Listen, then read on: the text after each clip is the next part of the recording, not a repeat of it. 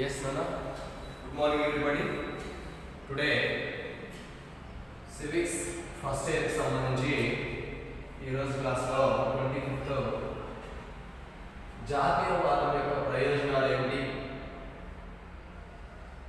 చట్టం యొక్క లక్షణాలు ఏమిటి, అసలు చట్టం అంటే ఏంటి, రూల్ ఆఫ్ లా సమన్వయ పాలన అంటే ఏంటి, జాతి అంటే ఏమిటి అనేటువంటి ప్రశ్నలకు సమాధానాలు ఈ రోజు క్లాస్లో మనం తెలుసుకుందాం. కొంచెం కాన్సంట్రేషన్తోనే ఇటువైపు చూడాలి, వినాలి. ఓకేనా? రైట్. మనము గత క్లాస్లో జాతీయత అనగానేమి, దానికి సంబంధించినటువంటి మౌలిక లక్షణాలు ఎలా ఉన్నాయి అనేటువంటి అంశాన్ని మనం గత క్లాస్లో నేర్చుకున్నాము. అది ఎంత ఇంపార్టెంటో ఇవి కూడా అంతే ఇంపార్టెంట్ కాబట్టి కాన్సంట్రేషన్తోనే వినండి. ఓకేనా? రైట్. జాతీయవాదం యొక్క ప్రయోజనాలు. ఫస్ట్ వన్ చూడండి, ఇక్కడ అసలు జాతీయవాదం అంటే తెలియాలి. జాతీయవాదం అంటే తెలియాలి. తర్వాత దాని యొక్క ప్రయోజనాల గురించి చూద్దాం. ముందు అసలు జాతీయవాదం అనగా చూడండి, ప్రజల్లో ఉన్నటువంటి ఒక ఐక్యతా భావంని జాతీయవాదం అంటారు. అంటే ఇక్కడ విదేశీ దాడుల నుంచి తమను తాము, అంటే వారిని వారు రక్షించుకోవడానికి ప్రజలందరి మధ్య ఉన్నటువంటి ఒక ఐక్యతా భావమునే జాతీయవాదం అని అంటారు. చూడండి, ఇక్కడ రాస్తున్నాను, మరి ఇక్కడ స్పేస్ ఉంది కదా, విదేశీ దాడుల నుండి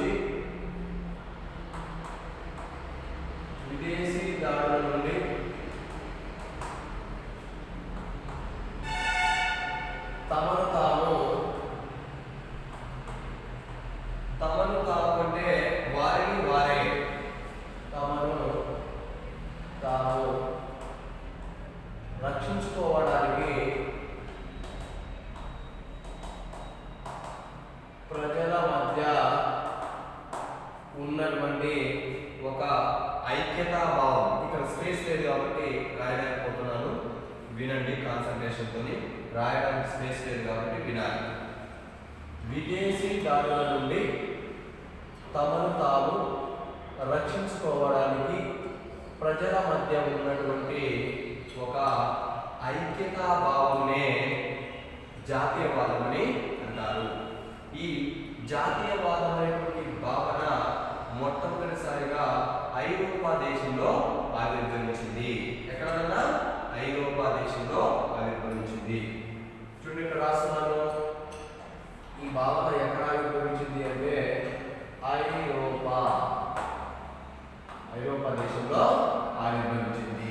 ఏ భావన? జాతీయవాదం అనేటువంటి భావన. ఓకేనా? ఇప్పుడు మనకు జాతీయవాదం అంటే ఏంటో తెలిసింది. అంటే ఇంకా సింపుల్గా చెప్పాలంటే, విదేశస్తులు ఎవరైనా మన మీద దాడి చేసిననుకోండి, ఆ దాడి నుంచి మనం రక్షించుకోవాలి అంటే మన మధ్య ఒక ఐక్యత అనేది ఉండాలి. ఐక్యత ఉన్నప్పుడే కదా మనం ఎదుటి వారిని ఎదుర్కొనేది. ఒక్కరిని ఎదుర్కోవాలంటే సాధ్యం కాదు, ఇద్దరు ఎదుర్కోవాలన్నా కొంచెం ఇబ్బంది. అదే ఒక 10 మంది కలిస్తే ఒక శత్రువుని ఎదుర్కోవడం అనేది ఈజీగా ఉంటుంది, ఈజీగా అవకాశం ఉంటుంది. కాబట్టి ఒక విదేశీల నుంచి దాడి నుంచి మనల్ని మనం కాపాడుకోవాలంటే మన మధ్య ఏమి ఉండాలి అంటే ఐక్యత అనేది ఉండాలి. ఆ ఐక్యతా భావమే ఇక్కడ జాతీయవాదం అంటారు. ఇది ఎక్కడ ఆవిర్భవించింది అంటే ఐరోపా దేశంలో ఆవిర్భవించింది. ఓకేనా? రైట్. ఇక దీనికి సంబంధించినటువంటి ప్రయోజనాలు ఏంటో చూద్దాం, మెరిట్స్. ఓకేనా? రైట్. ఫస్ట్ వన్ చూడండి, ఇక్కడ ఒక జాతికి సంబంధించిన ప్రజలలో సమగ్రతను పెంపొందిస్తుంది. ఇక్కడ చూడండి, కొంచెం షార్ట్కట్లో రాసింది, అంటే పెంపొందిస్తుంది. ఎవరిలో? ప్రజల్లో. ఏం పెంపొందిస్తుందా? సమగ్రతను పెంపొందిస్తుంది. ఓకేనా? ఏంటిది? జాతీయవాదము. ఓకే, మళ్ళీ ఒకసారి చూడదామా. జాతీయవాదం అనేది ఒక జాతికి సంబంధించిన ప్రజలలో ఈ సమగ్రతను పెంపొందిస్తుంది. ఓకేనా? నెక్స్ట్ చూద్దాం సెకండ్ వన్. ఈ జాతీయవాదము ప్రజలు ప్రభుత్వం పట్ల విధేయత చూపించేలా దోహదపడుతుంది. ఇక్కడ షార్ట్కట్ రాశారు, స్పేస్ లేక. దోహదపడుతుంది. దోహదపడుతుంది అంటే ఉపయోగపడుతుంది. ఎలా ఉపయోగపడుతుంది చూడండి. ఇక్కడ మనం ప్రజలు అనేవాళ్ళు ప్రభుత్వం పట్ల విధేయత చూపించే విధంగా దోహదపడుతుంది. వాస్తవానికి ప్రజలు ప్రభుత్వం పట్ల విధేయత చూపాలన్నా వద్దా? మీరు చెప్పండి. ఎస్, ప్రభుత్వం పట్ల విధేయత తప్పనిసరి అందరూ చూపాలి. అలా విధేయత చూపించేలా మనకు ఎవరు దోహదం చేస్తున్నారు నాన్న అంటే, మనకి ఇక్కడ ఈ జాతీయవాదం అనేటువంటి భావన మనకు ఈ ప్రభుత్వం పట్ల విధేయత చూపించేటట్లు చూస్తుంది. ఎవరు విధేయత చూపించేటట్లు? ప్రజలందరూ విధేయత చూపించేటట్లు. ఎవరిపైన? ప్రభుత్వం పైన. ఇది దేని వల్ల సాధ్యమైంది? జాతీయవాదం వల్ల సాధ్యమైంది. ఓకే, చాలా ఈజీ. కాన్సన్ట్రేషన్ పెడితే ఆన్సర్ ఇక్కడే వచ్చేస్తుంది. చూడు, ప్రజలకు సమగ్రతను పెంపొందిస్తుంది. ప్రభుత్వం పట్ల ప్రజలకు విధేయత చూపించే విధంగా దోహదపడుతుంది. నెక్స్ట్ అంటే మనం కూడా ఏం చేస్తాము? ప్రభుత్వం పట్ల విధేయతను కలిగి ఉంటాం. కారణం ఏంటి? మనలో కూడా ఈ జాతీయవాద భావాలు అనేవి ఉన్నాయి కాబట్టి మనం కూడా ప్రభుత్వం పట్ల విధేయత చూపుతాం. నెక్స్ట్ ఇక్కడ చూడండి, థర్డ్ వన్. తక్కువ కాలంలో కనిపిస్తుందా? తక్కువ కాలంలో జాతి అన్ని రంగాలలో అభివృద్ధి సాధించేందుకు దోహదపడుతుంది. చూడండి, తక్కువ కాలంలో జాతి అనేది అన్ని రంగాలలో అభివృద్ధిని సాధించేందుకు దోహదపడుతుంది. ఎవరు అన్ని రంగాలలో అభివృద్ధిని సాధించేందుకు దోహదపడుతుంది ఇక్కడ అంటే, జాతి అనేది అన్ని రంగాలలో అభివృద్ధిని సాధించేందుకు దోహదపడేది ఏమిటి? జాతీయవాదం అనేటువంటి భావన. అన్ని రంగాలనేది సాంఘికంగా, ఆర్థికంగా, రాజకీయంగా, అంటే అన్ని రంగాల్లో అభివృద్ధి, షార్ట్కట్ రాశారు, అభివృద్ధి సాధించేందుకు దోహదపడుతుంది లేదా ఉపయోగపడుతుంది. అంటే ఈ జాతీయవాద భావన వలన ప్రజలు సాంఘికంగా, ఆర్థికంగా, రాజకీయంగా తక్కువ కాలంలో, ఎక్కువ కూడా కాదు ఇక్కడ, తక్కువ కాలంలో అభివృద్ధి సాధించేటందుకు ఇది మనకు దోహదపడుతుంది. కాబట్టి మనకు సాంఘిక, ఆర్థిక, రాజకీయ అన్ని రంగాల రాయకుండా సింపుల్గా చూడండి, ఇక్కడ అన్ని రంగాలలో అభివృద్ధిని సాధించేందుకు దోహదపడుతుంది. ఎవరు? ప్రజలు. ఎప్పుడో అతి తక్కువ కాలంలో. ఎవరు ఉపయోగపడుతున్నారు? జాతీయవాద భావన ఉపయోగపడుతుంది. ఓకే, నెక్స్ట్ చూడండి, ఇక్కడ ప్రజల మధ్య కనిపిస్తుందా? ప్రజల మధ్య వైరుధ్యాలు లేదా విద్వేషాలు ఆపగలిగింది. వైరుధ్యాలను మరియు విద్వేషాలను ఆపగలిగింది. ఎవరు ఇక్కడ ఆపగలిగింది? జాతీయవాదం. చూడండి, ఇక్కడ వైరుధ్యాలు అంటే వైరుధ్యాలు అంటే ఏంటంటే అనేక రకాల వ్యత్యాసాలు ఉండడం. ఎవరి మధ్య? ప్రజల మధ్య. ఇంకేంటి? విద్వేషాలు. విద్వేషాలు అంటే ఒకరికంటే ఒకరికి కోపం ఉండడం. దాన్ని మనం ఏమిటంటే విద్వేషము అంటాం. విద్వేషం అంటే ఒకరంటే ఒకరికి చులకనా భావం, అంటే కోపం ఉండడం. ఒక వ్యక్తి అంటే మరొక వ్యక్తికి కోపం ఉండడం, అవన్నీ మనం విద్వేషాలు అంటాం. ఓకేనా? ఈ విద్వేషాలు కూడా ప్రజల మధ్య ఆపగలిగినటువంటి భావన ఏంటంటే నేడు జాతీయవాదం అని చెప్పవచ్చును. చూడండి, మరొకసారి చూడండి. ప్రజల మధ్య వైరుధ్యాలను అంటే తేడాలను, విద్వేషాలను అంటే ప్రజల మధ్య ఉన్నటువంటి కోపతాపాలను ఆపగలిగింది. ఓకేనా? ఎవరైనా ఆపగలిగింది? ఎవరు? జాతీయవాదం అనే భావన. నెక్స్ట్ చూద్దాం. ప్రజల మధ్య ఐక్యతను కూడా పెంపొందించింది. చూడండి, ప్రజల మధ్య ఇక్కడ షార్ట్కట్ రాస్తారు. పైన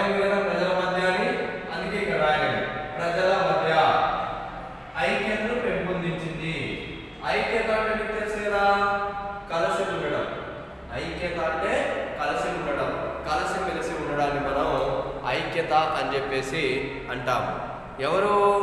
ప్రజలందరి మధ్య ఐక్యతను పెంపొందించింది ఎవరు? జాతీయవాదం అనేటువంటి భావన ప్రజలందరి మధ్య ఐక్యతను పెంపొందించింది. ఓకేనా? రైట్. ఐక్యత అంటే కలిసి ఉండే విధంగా చేసింది అని అర్థం. ఎవరు అంటే జాతీయవాదం. ఎవరి మధ్య ఐక్యతను పెంపొందించిందంటే ప్రజల మధ్య. ఓకేనా? రైట్. నెక్స్ట్ వన్, ప్రజల మధ్య అంతర్గత ఘర్షణలను కూడా ఆపగలిగింది. చూడండి, అంతర్గత ఘర్షణలు అనేవి ప్రజల మధ్య నిరంతరము కొందరిలో ఉంటూ ఉంటాయి. ఆ అంతర్గతమైనటువంటి ఘర్షణలను సైతము నేడు ఆపగలిగింది ఎవరు అంటే జాతీయవాదం అనేటువంటి భావన. అంతర్గత ఘర్షణలు మనసులో పెట్టుకొని ఒక వ్యక్తి పైన ఏదో రకమైనటువంటి రివెంజ్ తీర్చుకోవాలనేటువంటి ఒక అంశం, ఒక దృక్పథాన్ని కలిగి ఉంటారు కొందరు. కానీ మనం అంతర్గతంగా ఘర్షణలు పాల్పడ్డామంటారు.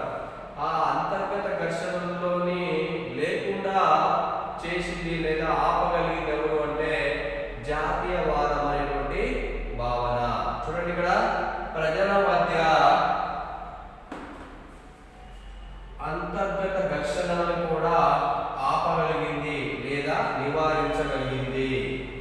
నెక్స్ట్, ఎవరు నివారించగలిగింది, ఆపగలిగింది? జాతీయవాదం అనే భావన. నెక్స్ట్ వన్, ఈ జాతీయవాదం అనే భావన సామ్రాజ్యవాదాన్ని కూడా వ్యతిరేకించింది. చూడండి, సామ్రాజ్యవాదాన్ని కూడా వ్యతిరేకించింది. వాస్తవానికి సామ్రాజ్యవాదం అంటే ఏంటో తెలుసా? ఒక రాజ్యాన్ని మరొక రాజ్యము ఏ కారణం లేకుండా ఆక్రమించుకోవాలనేటువంటి ఒక ప్రయత్నం చేయడాన్ని మనము సామ్రాజ్యవాదము అంటాం. ఎగ్జాంపుల్, బ్రిటిషోడు సామ్రాజ్యవాద కాంక్షతోనే భారతదేశంలో ఉన్నటువంటి సంపదని ఇంగ్లాండ్కు తరలించి ఇక్కడ సామ్రాజ్యవాదం అనేటువంటి కాంక్షతో వచ్చాడు. రావడమేమో వ్యాపారం అనే పేరుతో వచ్చాడు. వచ్చిన తర్వాత దేశ భూభాగాన్ని సైతం మొత్తం ఆక్రమించాడు. మనల్నే బానిసలు చేశాడు. ఎవడాడు? బ్రిటిష్ వాడు. అంటే ఒక రాజ్యం మరొక రాజ్యాన్ని ఎటువంటి కారణం లేకుండా ఆక్రమించుకోవాలనేటువంటి ఒక కాంక్ష ఏదైతే ఉందో ఆ కోరికను సామ్రాజ్యవాదం అని అంటారు. అటువంటి సామ్రాజ్యవాదాన్ని పూర్తిగా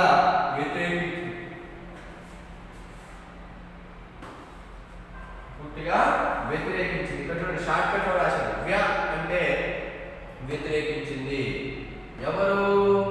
జాతీయవాదం. ఇంకేం చేసిందండి? ఆర్థిక దోపిడీని ఖండించింది. ఆర్థిక దోపిడీని ఖండించింది. చూడండి, ఇక్కడ ఆర్థిక దోపిడీ కొన్ని వర్గాల వారు పాల్పడుతుంటారు. ఏ విధంగా? ఎక్కువ పని చేయించడం, తక్కువ వేతనాలు ఇవ్వడం, అంటే పనికి తగినటువంటి వేతనాన్ని కూడా కల్పించకపోవడం, వెట్టి చాకరీ చేయించుకోవడం, అటువంటి ఆర్థిక దోపిడీ చేస్తున్నటువంటి పెట్టుబడిదారులు, భూస్వాములు, ఎవరైతే పారిశ్రామికవేత్తలు ఉన్నారో వాళ్ళు ఆర్థిక దోపిడీకి పాల్పడటం అనేది నాడు జరిగింది. ఈ ఆర్థిక దోపిడీకి పాల్పడటం అనేటువంటి ఆ భావన ఏదైతే ఉందో దాన్ని పూర్తిగా ఖండించింది జాతీయవాదము. చూడండి, ఇన్ని రకాల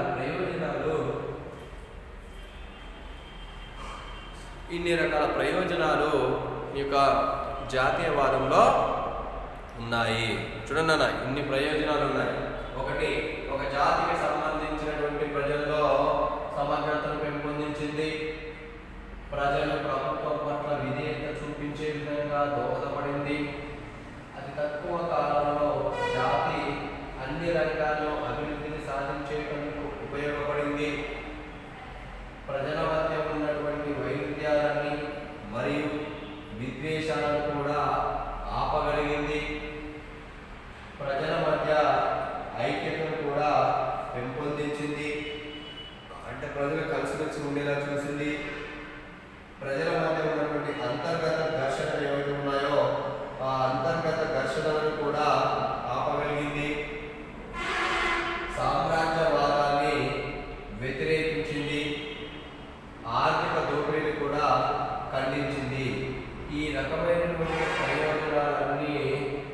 జాతీయవాద ప్రయోజనాలుగా చెప్పవచ్చును. చూడండి ఎన్ని ప్రయోజనాలు, 1 2 3 4 5 6 7 మొదలగునవి. ఈ 7 రకాల ప్రయోజనాలు జాతీయవాదం వలన కలుగుతాయి. ఓకేనా? నెక్స్ట్ క్వశ్చన్ చూద్దామా? ఎస్, రెండవది సెకండ్ క్వశ్చన్, శాసనం లక్షణాలు. శాసనం అన్న చట్టము అన్న ఒకటే, చాలా సార్లు రిపీట్ అయింది వర్డ్, అవునా? ఓకే, చట్టం అన్న శాసనం అన్న ఒకటే. ఫైనల్ ఎగ్జామ్ లో వాడు చట్టం లక్షణాలను కూడా అడగవచ్చు, శాసనం లక్షణాలు అనకుండా చట్టం లక్షణాలను కూడా అడగవచ్చు. కన్ఫ్యూజ్ కావాలి. ఓకేనా? రాయండి ఇక్కడ, ఇక్కడ రాసుకున్న సైడ్కి చట్టం,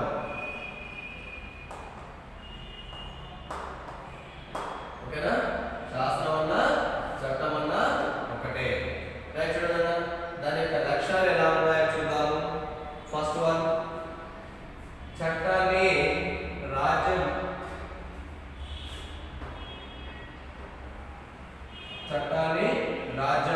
అమలు పరుస్తుంది. చట్టాన్ని రాజ్యం అమలు పరుస్తుంది. వాస్తవానికి అమలు పరిచేదెవరు? రాజ్యమే. దేన్ని? చట్టాన్ని. నెక్స్ట్, చట్టం అనేది నిర్దిష్టమైనది మరియు ఖచ్చితమైనది. చట్టం అనేది నిర్దిష్టమైనది మరియు ఖచ్చితమైనది. ఇది ఏం చేస్తుంది? ప్రజల అభిష్టాన్ని ప్రతిబింబిస్తుంది. అభిష్టము అంటే తెలుసా? కోరికలు. అభిష్టాలు అంటే కోరికలు. ఎవరి కోరికలు? ప్రజల యొక్క కోరికలు. ఈ ప్రజల కోరికలను ఇది నెరవేరుస్తుంది. ఎవరు నెరవేర్చేది? చట్టం అనేది నెరవేరుస్తుంది. ప్రజల యొక్క కోరికలను లేదా అభిష్టాన్ని ప్రతిబింబిస్తుంది. నెక్స్ట్ వన్, సార్వభౌముడు. షార్ట్కట్ లో రాసినటువంటి సార్వభౌముడు ఆమోదించిన నియమ నిబంధనల సముదాయమే చట్టము. సార్వభౌముడు ఆమోదించిన నియమ నిబంధనల సముదాయమే చట్టము. ఓకేనా? రైట్. ఇంకా ఫోర్త్ వన్ చూడండి ఇక్కడ, చట్ట ఉల్లంఘన శిక్షకు దారి తీస్తుంది. ఉల్లంఘించడం అంటే ఏంటన్నా? వ్యతిరేకించడం అని అర్థం. ఉల్లంఘించడం అంటే వ్యతిరేకించడం. దేన్ని వ్యతిరేకించడము? చట్టాన్ని. చట్టాన్ని వ్యతిరేకిస్తే ఏమవుతుంది? శిక్షకు దారి తీస్తుంది. ఎందుకు? చట్టం అనేది ఖచ్చితమైనది కాబట్టి, అది నిర్దిష్టమైనది కాబట్టి, అది ఒక స్పష్టమైనది కాబట్టి దానిని ఉల్లంఘించడానికి వీలు లేదు. అందరూ చట్టాన్ని తప్పనిసరి గౌరవించాల్సినటువంటి ఆవశ్యకత ఉంటుంది. ఎట్టి పరిస్థితుల్లో ఎవరైనా సరే చట్టాన్ని వ్యతిరేకించడానికి వీలు లేదు. ఎందుకంటే చట్టాన్ని వ్యతిరేకిస్తే, ఉల్లంఘిస్తే శిక్షకు దారి తీస్తుంది. చూడనైనా అప్పుడైనా ఇప్పుడైనా ఎప్పుడైనా చట్టం పట్ల ప్రతి ఒక్కరు విధేయత కలిగి ఉండాలి. వినయ విధేయతలు కలిగి ఉండాలి. చట్టాన్ని ప్రతి ఒక్కరు గౌరవించాలి. చట్టం అనేది ఏ ఒక్కరికో వర్తించదు, అందరికీ సమానంగా వర్తిస్తుంది. ఇక్కడ చట్టం అనేది కొందరికి చుట్టంగా కూడా వ్యవహరించదు. చట్టం అనేది అందరికీ సమానంగానే ఉంటుంది కాబట్టి ప్రతి ఒక్కరు కూడా చట్టం పట్ల వినయ విధేయతలతో ఉండాలి. ఆ చట్టాన్ని ఎవరు కూడా ఉల్లంఘించడానికి వీలు లేదు. ఒకవేళ ఎవరైనా ఉల్లంఘిస్తే మాత్రము చట్టం అనేది తప్పనిసరి వారిని శిక్షిస్తుంది. కాబట్టి ప్రతి పౌరుడి యొక్క బాధ్యత ఏంటంటే చట్ట ప్రకారం నడుచుకోవాలి. చట్ట వ్యతిరేక కార్యకలాపాలకు పాల్పడవద్దు. ఎట్టి పరిస్థితుల్లో చట్టాన్ని ఉల్లంఘించకూడదు. ఏ పని చేసిన చట్ట ప్రకారమే ఉండాలి. చట్టాన్ని వ్యతిరేకించడానికి వీలు లేదు. ఓకేనా? అలా ఉంటే మాత్రము ఆ చట్టమే అతన్ని శిక్షించడం అనేది జరుగుతుంది. నెక్స్ట్, చట్టం అనేది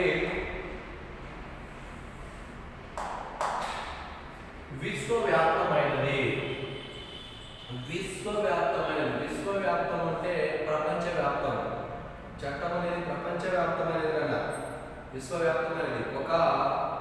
ఈ చట్టం అనేది మన దేశానికి మాత్రమే పరిమితమైనది అని అర్థం కాదు. ప్రపంచంలో ఉన్నటువంటి అన్ని దేశాలలో ఆయా దేశాల యొక్క చలామణిలో ఉన్నటువంటి చట్టాలు అమల్లో ఉంటాయి. ఒక దేశం ఉందనుకోండి, ఆ స్వతంత్ర దేశానికి తప్పనిసరి ఒక చట్టం అనేది ఉంటుంది.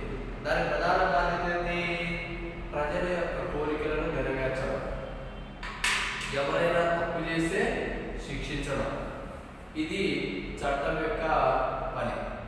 ఎవరు ఏ పని చేయాలి, ఏ పని చేయకూడదు, ఒకవేళ అతను చట్టానికి వ్యతిరేకంగా వ్యవహరిస్తే అతనికి ఏ రకమైనటువంటి పనిష్మెంట్ ఇవ్వాలి అనేటువంటి అన్ని అంశాలు ఆ శాస్త్రంలో పొందుపరచబడి ఉంటాయి. నెక్స్ట్, అందుకే ఇది చట్టం అనేది విశ్వవ్యాప్త స్వభావాన్ని కూడా కలిగి ఉంటుంది. మన ఒక దేశానికి చట్టం అనేది పరిమితం కాదు.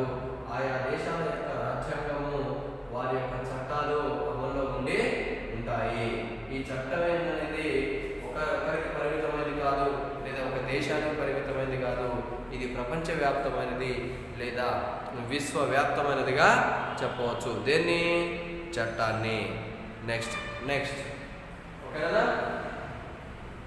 చూడండి మరోసారి. ఇప్పుడు మనం లాస్ట్ ఫస్ట్ వద్దాము. చట్టం అనేది విశ్వవ్యాప్తమైనది అంటే ప్రపంచవ్యాప్తమైనది. చట్ట ఉల్లంఘన శిక్షకు దారి తీస్తుంది అంటే చట్టాన్ని ఉల్లంఘించకూడదు. నెక్స్ట్, సార్వభౌముడు ఆమోదించిన నియమ నిబంధనల సముదాయమే చట్టము. ప్రజల అభిష్టాన్ని అంటే ప్రజల కోరికలను ప్రతిబింబిస్తుంది. చట్టం నిర్దిష్టమైనది మరియు ఖచ్చితమైనది. ఇది స్పష్టమైనది కూడా. నెక్స్ట్, చట్టాన్ని రాజ్యం అనేది అమలుపరుస్తుంది. ఎవరు అమలుపరుస్తారు? రాజ్యం అమలుపరుస్తుంది. ఇవి చట్టానికి లేదా శాసనానికి ఉన్నటువంటి లక్షణాలుగా పేర్కొనవచ్చును. ఓకేనా? రైట్. నెక్స్ట్ క్వశ్చన్ చూద్దాం. Third question. First question is over. Second question is over. Next one ఏంటి? Third question. థర్డ్ క్వశ్చన్ కూడా చట్టం అనగానేమి? చట్టం అనగానేమి? మీరు మన శాస్త్రంలో పడవచ్చు కదా.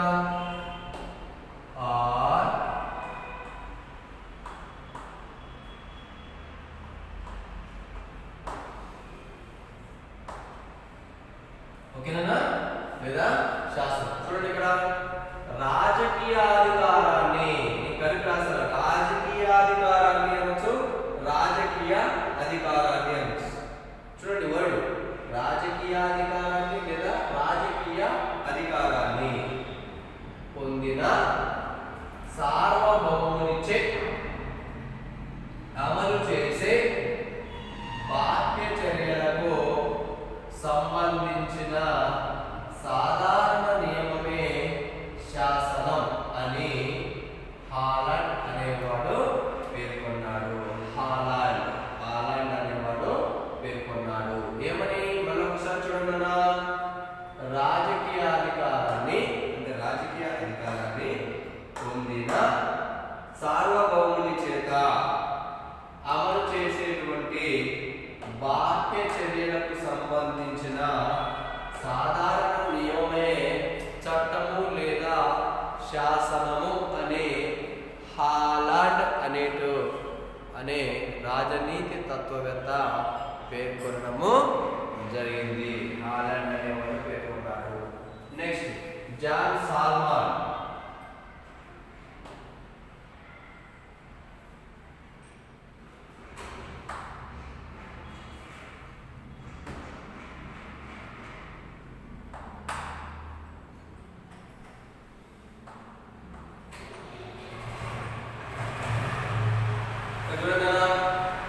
న్యాయ పాలనలో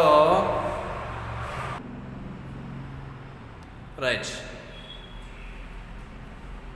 సెకండ్ వన్ చూడండి. This is the first one. ఇది ఒక నిర్వచనం, ఇది రెండవ నిర్వచనం. చట్టం అంటే ఒక్కొక్కసారి ఏం చేస్తాడంటే వాడు చట్టం అనగానేమి రెండు నిర్వచనాలు రాయండి అన్నప్పుడు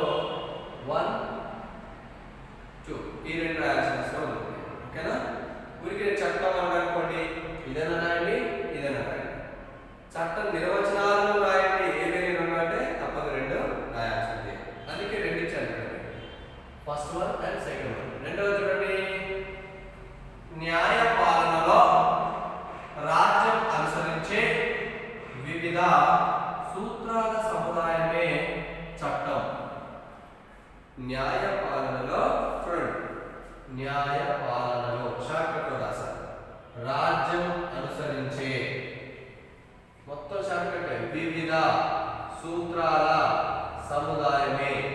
మళ్ళీ ఒకసారి చెప్తాను చూడండి, తొందర ఏమీ లేదు, జాగ్రత్తగా వినండి. బోర్డు స్పేస్ సరిపోక షార్ట్కట్లో రాశాను, ఓకేనా? మళ్ళీ ఒకసారి చెప్తాను వినండి. న్యాయ పాలనలో రాజ్యం అనుసరించే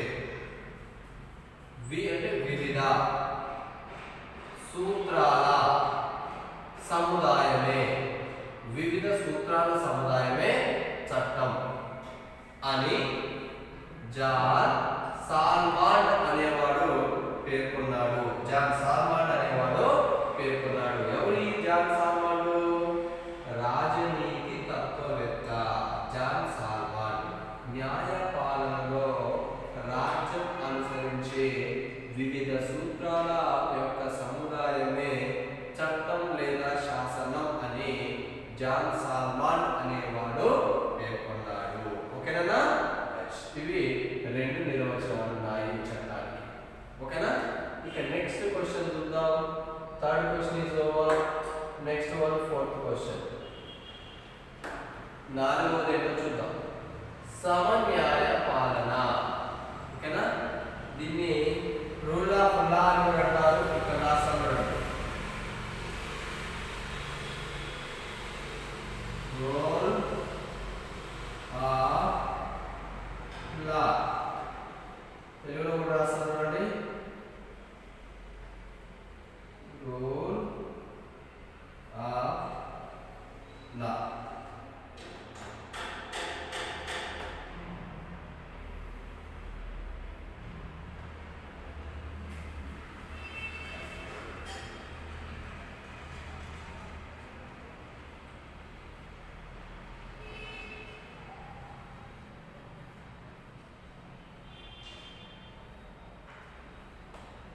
ఓకేనా? చూడండి, సమన్యాయ పాలనను ఆంగ్లంలో rule of law, rule of law అని అంటారు. అయితే అసలు ఇది ఏంటిది?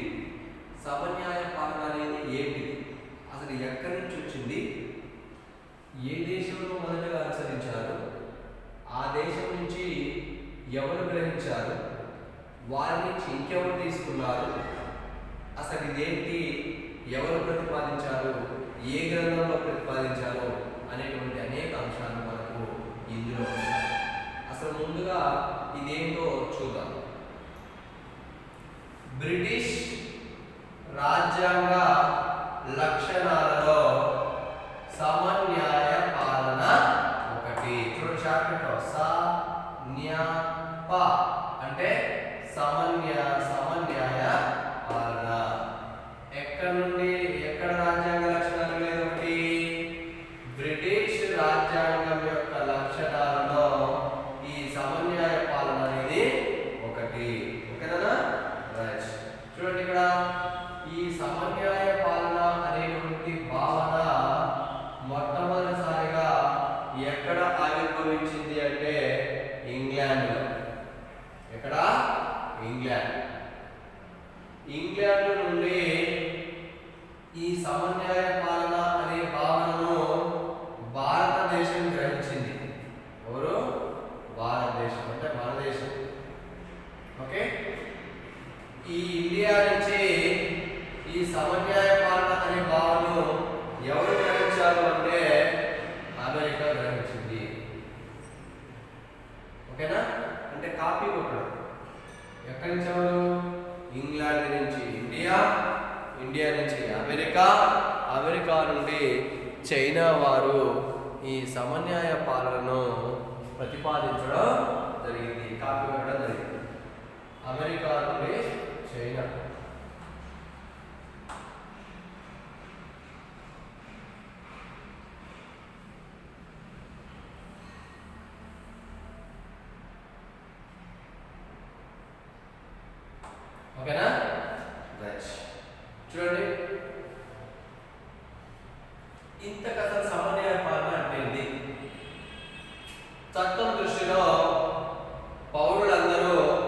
సమానమే. మనం చూడండి, చట్టం దృష్టిలో పౌరులందరూ సమానమే అనేదే సమన్యాయ పాలన. చూడండి, ఇక్కడ ఎక్కడ అర్థం ఉంది? సమ అంటే సమానంగా, న్యాయ అంటే న్యాయబద్ధంగా, పాలన సమానంగా న్యాయంగా పాలన ఉండడం. చూడండి ఎంత అర్థం ఉందో సమన్యాయ పాలన అంటే. అందుకే చట్టం దృష్టిలో పౌరులందరూ కూడా సమానమే. సంపదను బట్టి, హోదాను బట్టి వ్యక్తుల మధ్య విచక్షణ చూపకుండా చట్టం అందరికీ సమానంగా వర్తిస్తుంది అని చెప్పడాన్నే సమన్యాయ పాలన అని అంటారు. ఇక్కడ చట్టాలు రూపొందించేటప్పుడు ఏ ఒక్క వ్యక్తినో లేదా కొందరినో దృష్టిలో పెట్టుకుని చట్టాలు రూపొందించడం అనేది జరగదు. ప్రజలందరి యొక్క సంక్షేమం కోసం అందరినీ దృష్టిలో పెట్టుకుని చట్టాలు రూపొందించడం అనేది జరుగుతుంది, కానీ ఏ ఒక్క వ్యక్తినో ఉద్దేశించి చట్టాలు రూపొందించడం జరగదు. చట్టం ముందు పౌరులందరూ కూడా సమానమే, చట్టం అందరికీ కూడా సమానంగా వర్తిస్తుంది అని తెలియజేసేటువంటి భావనే సమన్యాయ పాలన. ఇంతకీ దీన్ని ఎవరు ప్రతిపాదించాడు అంటే ఏవి డైసీ. ఈయన ఈ సమన్యాయ పాలనను ప్రతిపాదించడం అనేది జరిగింది. ఓకేనా? ఇక్కడ చూడండి, ఈయన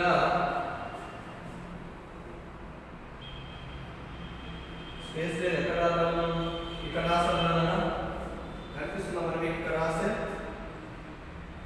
లా ఆఫ్ ద కాన్స్టిట్యూషన్.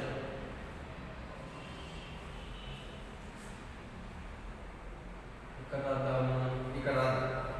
ఇక్కడ మీకు కనిపిస్తుంది కదా, లా ఆఫ్ ద కాన్స్టిట్యూషన్. లా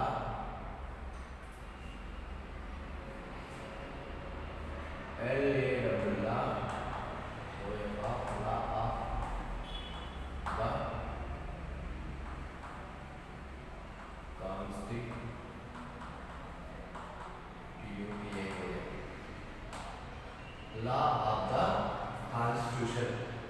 తెలుగులో రాద్దాం, లా ఆఫ్ ద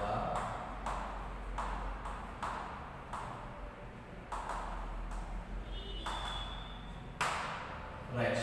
చూడండి, law of the constitution, law of the constitution అనేటువంటి ఒక గ్రంథాన్ని ఏవి డైసీ అనేవాడు ప్రతిపాదిస్తాడు. ఎవరైనా ఏవి డైసీ.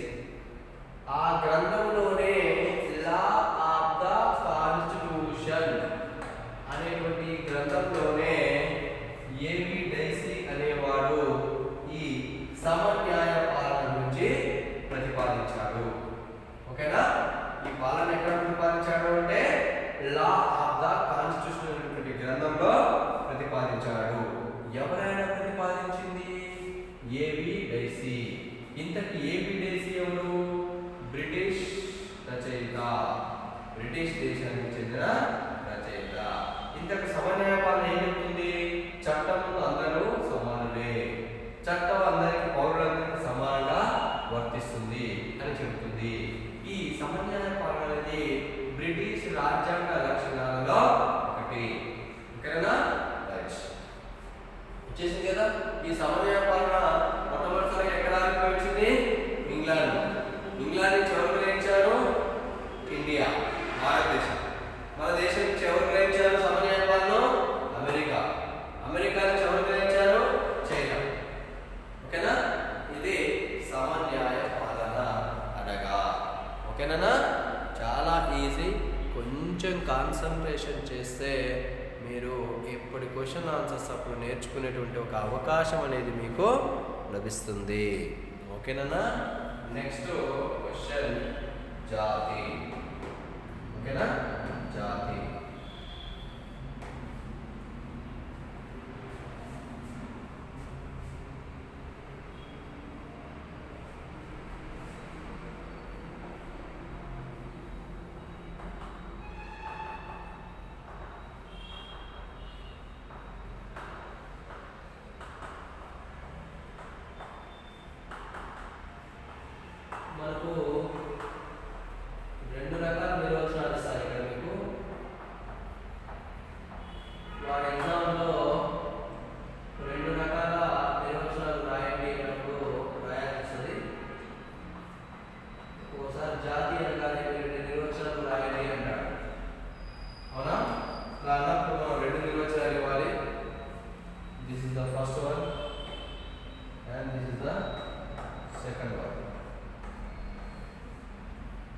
ఫస్ట్ వన్ ఏంటో చూడండి ముందుగా.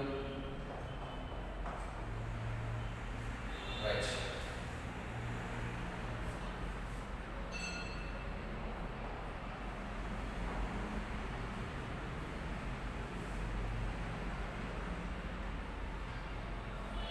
చూడండి కదా, జాతి అంటే ఉమ్మడి సంతతి భాషల చేత ఐక్యమైన ప్రజల యొక్క సముదాయమే జాతి.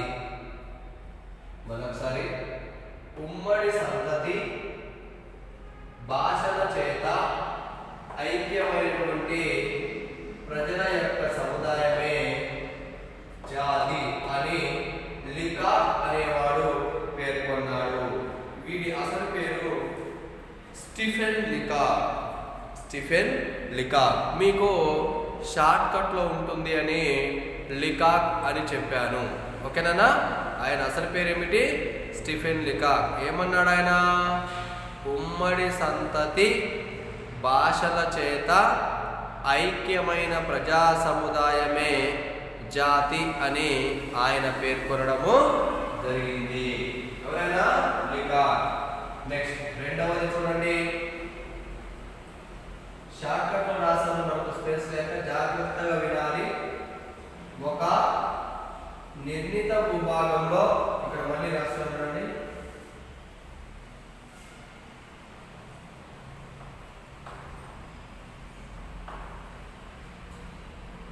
చూడండి, చాలా షార్ట్ కట్ లో రాశారు.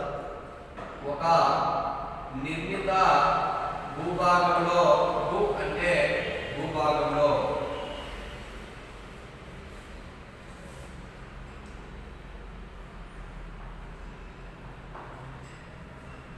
చూడండి, ఒక నిర్ణీత భూభాగంలో స్థిర నివాసులై అంటే స్థిర నివాసులు ఏర్పాటు చేసుకున్న వాళ్ళై స్వతంత్రంగా ఉంటూ, అంటే ఎవరి యొక్క ఆదివాసి వారి పని లేకుండా స్వతంత్రంగా ఉంటూ స్వాతంత్రాన్ని కోరుకునేదే జాతి.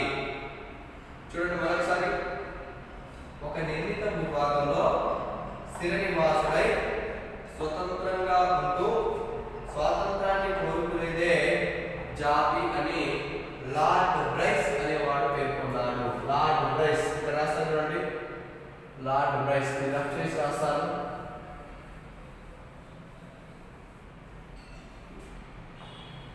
Lord Bryce. ఓకేనా? రైట్. ఏమన్నాడు?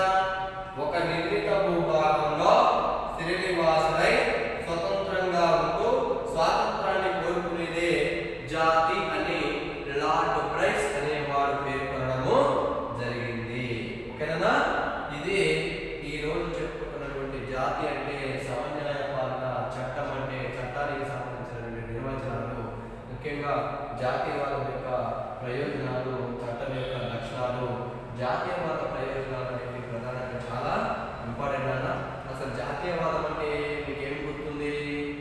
విదేశీ దాడుల నుండి తమను తాము, అంటే వారిని వారు రక్షించుకోవడానికి ప్రజల మధ్య ఉన్నటువంటి ఒక ఐక్యతా భావమునే జాతీయవాదమని అంటారు. ఈ జాతీయవాదం అనేటువంటి భావన మొట్టమొదటిసారిగా ఐరోపా దేశంలో ఆవిర్భవించింది. ఇది ప్రజల మధ్య ఐక్యతను పెంపొందిస్తుంది, సమగ్రతను పెంపొందిస్తుంది, సంఘీభావాన్ని కూడా పెంపొందిస్తుంది. వారిలో ప్రజలందరిలో ప్రభుత్వం పట్ల వారు విధేయత చూపించేటట్లు దోహదపడుతుంది, వాళ్ళందరినీ ఐక్యంగా ఉంచుతుంది. ఈ రకమైన తక్కువ కాలంలో జాతి అన్ని రంగాల్లో ఏ విధంగా అభివృద్ధి సాధించాలో కూడా ఇది ఉపయోగపడుతుంది. ప్రజల మధ్య ఎటువంటి వైరుధ్యాలు లేకుండా ఇది చూస్తుంది. సామ్రాజ్యవాదాన్ని వ్యతిరేకిస్తుంది, ఆర్థిక దోపిడీని కూడా ఖండిస్తుంది. ఈ రకమైనటువంటి ప్రయోజనాలన్నీ కూడా మనకు జాతీయవాదంలో ఉన్నాయి. ఓకేనా? ఇది జాతీయవాద ప్రయోజనాలు. చట్టం అంటే దాని లక్షణాలు, చట్టం అనగానేవి దాని నిర్వచనాలు, సమన్యాయ పాలన అనగానేవి దానికి సంబంధించిన నిర్వచనాలు, జాతి అనగానేవి దానికి సంబంధించిన నిర్వచనాలను ఈ రోజు క్లాస్లో మనం చెప్పుకోవడం జరిగింది. రేపటి ఓకేనా? రైట్ చిల్డ్రన్స్, ఇంత కష్టపడి మీకు ఇంత వివరణ అందిస్తున్నాం కాబట్టి మీరు కూడా అదే కష్టంతో కష్టపడి ఇష్టంతో చదవండి. ఎప్పుడు నేర్చుకునే ప్రయత్నం